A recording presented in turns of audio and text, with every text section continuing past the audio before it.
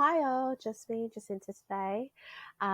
Just doing something a little bit different. So Ness and I had been discussing that we get into all these heavy cases, whether or not it's heavy topics or if it's heavy research, but it can get a little bit full on at times. So we decided that we would like to have a bit of a palate cleanser in between. And I'm doing that thing I accused Ness of, and I'm looking at myself in the screen. Sorry, I've got to stop doing that. Hang on, I'll pull up my notes. That'll stop me from looking at myself, hopefully. So, what we've decided to do is have a little bit of a midweek madness moment, have a little bit of a toy around with a new segment that we'd like to do that will be released only on our YouTube channel and obviously some promo as well throughout. You will have to excuse the amount of trucks going past. I live next to a highway and I do not have the skill set yet to be able to edit out all the background noise. So you will have to bear with that. Anywho, as I was saying, our new segment, Dead Set, which anyone who's Aussie knows exactly what that means. For those of you who aren't, Dead Set means, yeah, I'm serious. Like, if someone's trying to question whether or not you're being genuine about something, your response is dead set, mate, like dead set. So it's not going to be the same thing each time. We've decided to just have a bit of a play, have a bit of fun, have a palate cleanser for us between the seriousness of the cases and the extensive research that needs to be done for some of them, like Vanessa with that last Ned Kelly lot, which we've finally done all the filming for. I'm done with all of the editing. Yes. Ness only has the final episode to edit, which will be released next week, actually. So, looking at Sapol's Twitter feed recently, and there was one article that I came across thanks to this Twitter feed, and they had like this total clickbaity caption, which honestly it peeved me a little bit because it was calling a manual, or as US know it more likely, stick shift car, an anti-millennial theft device. But the people in question were not actually millennials. They were actually Gen Z. No shade to Gen Z whatsoever. I absolutely adore Gen Z, to be quite honest. But yeah, the fact that it was written in a way that was supposed to obviously appeal to an older demographic that tends to shit all over millennials. We will not name which demographic. And so they just used millennial as a tag all for young people. Kind of peeved me, which I thought was stupid. However, that did not detract from the fact that the criminals themselves were also kind of stupid. So today, I'm primarily focusing on young. I have 4 different articles that I've looked at where there are young people involved, and all of them are from metropolitan Adelaide area, and they're just doing some dumb shit, quite frankly. And then I have one at the end, which is a nice little wrap up. I think it was kind of cute. Anyway, I'll just get into it. So the first article, and these are, as I said, all from Sapol, notes that on the 30th of March, Hindley patrols spotted a Ford Focus driving along North Terrace in Adelaide. Checks on the car revealed it had been stolen somewhere between the 12th and 13th of March. And they saw 2 passengers get out from Frome Road, but the Ford continued along North Terrace. One patrol stayed with the 2 passengers and another followed the car to McGill Road, where it came to, quote, an untidy stop in a car park. When they approached the Ford, they could smell burning and reported that the clutch was fried. So the driver was a 25-year-old Nailsworth woman who did not know how to drive a manual and was arrested and charged with illegal use of a motor vehicle, driving unlicensed, breach of bail, hinder police, and possession of a controlled drug. There was still actually a passenger in the car, a 14-year-old Mile End girl, who was also arrested and charged with illegal use of a motor vehicle and breach of bail. Like, how you be 14 years old and breaching bail? But I digress. The two teens that had already gotten out the car was a 15-year-old Greenwith girl who was charged of illegal use of a motor vehicle, and a 14-year-old Findon boy who was charged with illegal use and breach of bail. So you got two 14-year-olds here who have been charged with breach of bail, as well as everything else that goes along with joyriding in a stolen car. To put in perspective, Nessa's son, my godson, is 14. So this to me is like, oh my God. And also, like, 25-year-old hanging out with a bunch of kids, doesn't know how to drive a manual, decides to steal a manual car. Oh, such a mug. Such a mug. Anywho, so that's... I thought it was so ridiculous. And I'm still peeved that Sapol phrased it the way that they did when they were trying to grab attention. I mean, it worked. Can't lie. It grabbed my attention. But also, no need to shit on an entire generation because there's some people that are being stupid. But since we're on the topic of young'uns being stupid at the moment, our second article. So this happened on the 25th of March. Like, all of these are this year. All of these are actually like within the last month. So, which is kind of terrifying when I think about it. But, so, police and emergency crews responded to a report of a 3-car crash in the intersection of Tint Street and O'Connell Street, which is in North Adelaide. Now, witness reported 3 occupants of a black Mercedes-Benz ran from the scene, and they were actually apprehended by members of the public. So, obviously didn't get far. Think, oh, quite brave of people to be chasing them down, until you realise that the ones apprehended were a 12-year-old boy from Blair Athol, a 14-year-old boy from Gawler East, and a 15-year-old boy from Greenacres.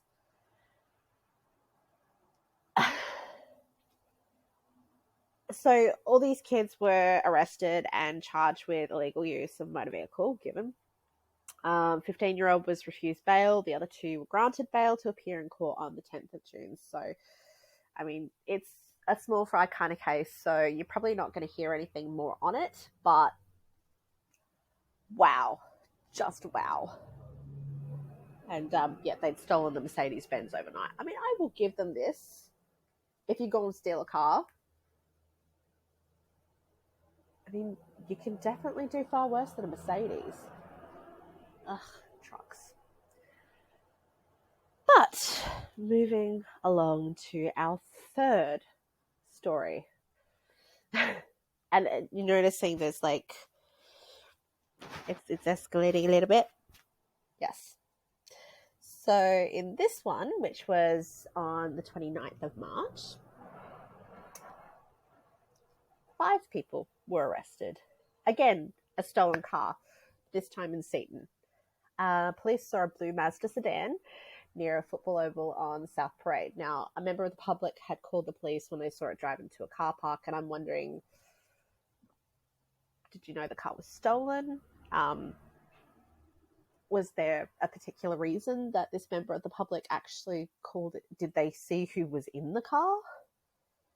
Although that being said, like, not all of these are actually as young, so it genuinely could have been their car, I guess, or was it possibly driving erratically? I don't know. It doesn't actually say why the member of the public called it in, just that they did. Anywho, checks on the plate revealed that it was stolen from a Richmond address earlier that morning. Now, they got the police doggy, Zeus, and extra patrols called into the scene to help search for the suspects. They soon located them.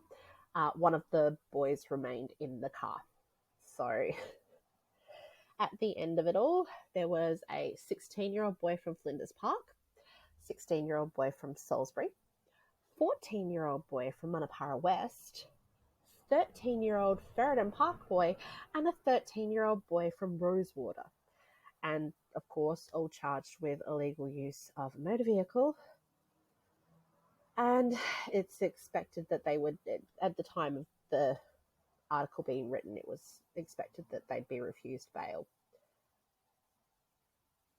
Now, before I get into my thoughts on the whole Kids Today moment, before I start sounding like an old person, I will actually read you the final of the four that are relative to each other and that they have this in common. And in true fashion, of course, it's going to escalate. And in this one, 6 teenagers were arrested for having stolen a car. This one is the 3rd of April, so this was like yesterday at Woodville. So just before 20 to 7 in the morning, a member of the public called police when they saw 6 people run off from a Subaru station wagon in Albert Park. 3 of the group returned and drove off before collecting the 3 remaining kids on a nearby street. So checks on the registration, showed the car had been stolen, this time from Cumberland Park. All of these, by the way, Adelaide suburbs.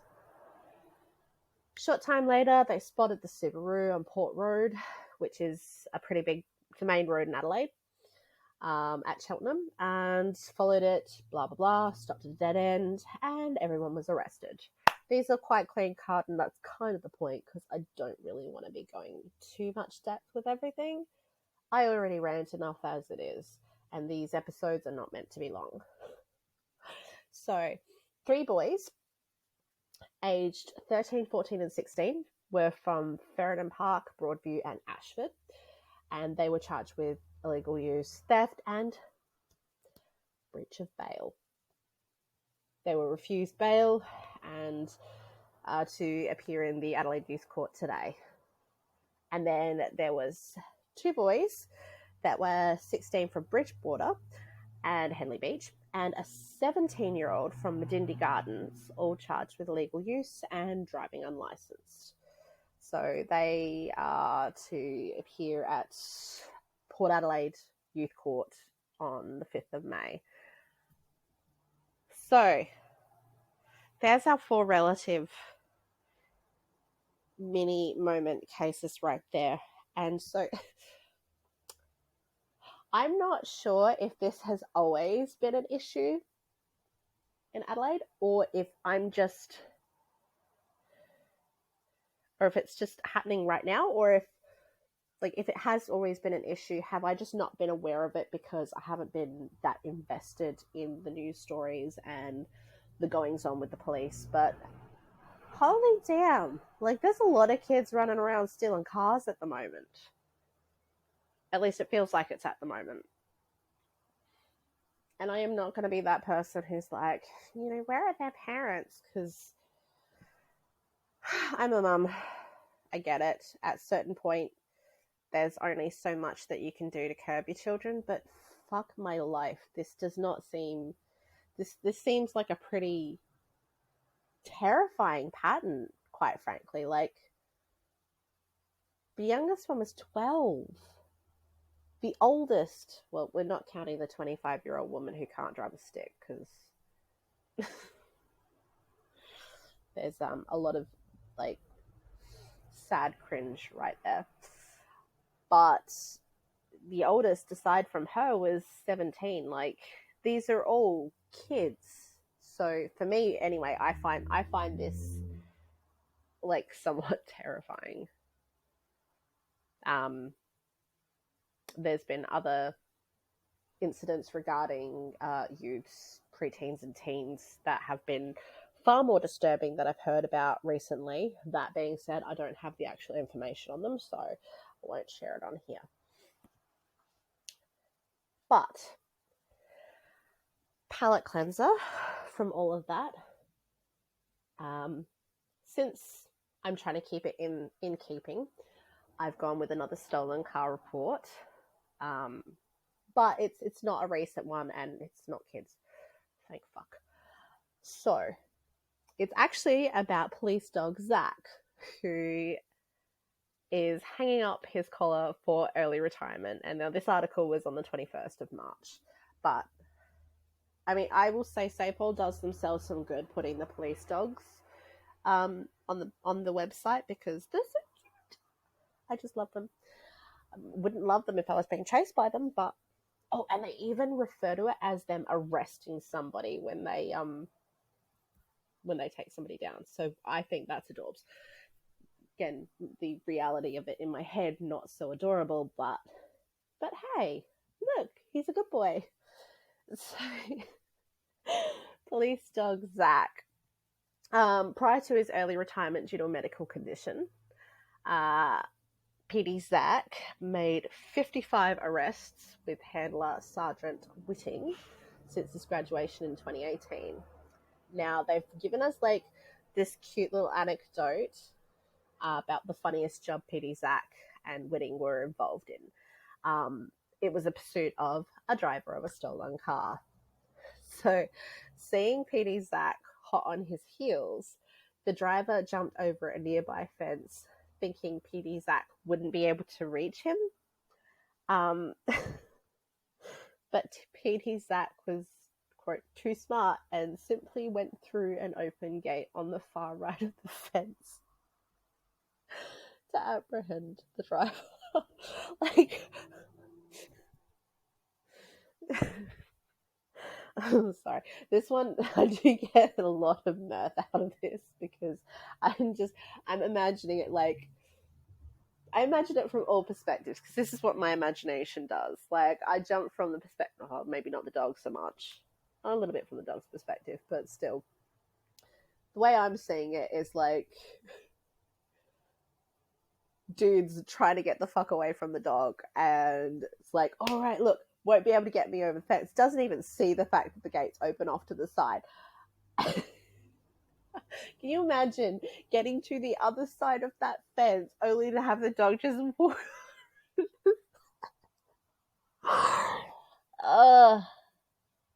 But yeah, so. And also from the perspective of the handler, just watching dude jump the fence and watching the dog, like, you'd be losing your shit laughing, trying to get to them to completely apprehend them. So, yeah, either way, I figured that one was a good note to end things on. And I hope you enjoyed the segment. I do. I need these palate cleansers in between. Otherwise, it gets a little bit too much. So, I look forward to seeing you again in a couple of weeks. Well, I mean, obviously between the strange colony. But we'll be alternating dead set between myself and Vanessa. So next week will be her turn and she'll do whatever the hell she wants to do with it. I will be just as much in, along for the ride as you, as I quite often am, because I go out of my way not to research the cases I know she's taking on, because I like being able to respond alongside you. Particularly I'm more of a visual person, so I think people probably get more out of watching my reactions as opposed to if they listen to the podcast, because I don't verbalize enough yet. It's something I'm working on as a guest. But yes, so join us for our Dead Set episodes, which will be airing on Thursdays.